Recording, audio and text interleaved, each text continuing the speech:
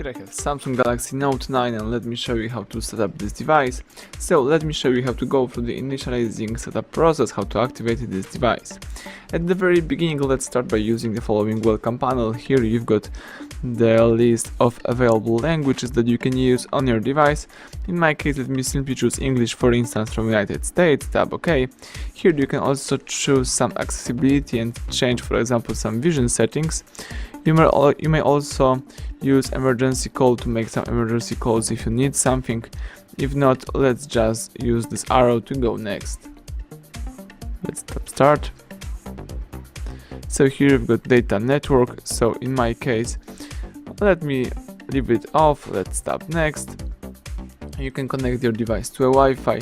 It's not necessary, but I usually recommend this step because you can do more with your internet access. So let me just connect my device. Let me enter the password. Alright, now you can choose next and just tap connect right here. The device is connecting to your network. Now you can tap next. Here you have to agree to terms of the services. Let me agree to all of them. Choose next. The phone is looking for some available updates. This may take a few seconds. Here you can sign in into the Google account. It's not necessary, but I usually recommend this step because the Google account enables some interesting features. So let me do it. You can do it in two ways. You can create a new account or you can use the existing Google account. In my case, let me use the existing one. So let me enter my email. That's it. Choose next. It's time to enter my password. Alright, now I am ready to choose next. Let me choose agree. The phone is checking info one more time. Getting the account information. As you can see, in my case, no backups found, so that's okay. In my case, let's choose next. If you have some backups from your Google account, of course you can use it right here. And here you need to choose some kind of the protection, some kind of the screen lock, so you can use the intelligent scan, you can use face recognition, fingerprint, or some other options such as the PIN, pattern, or password.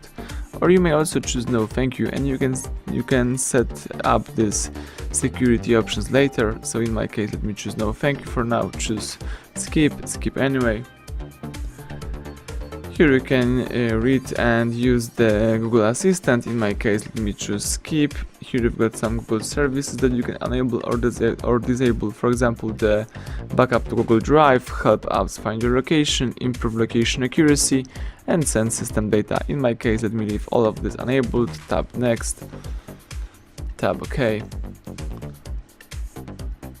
Here you can review the following apps if you would like to, and these apps will be downloaded over the Wi-Fi.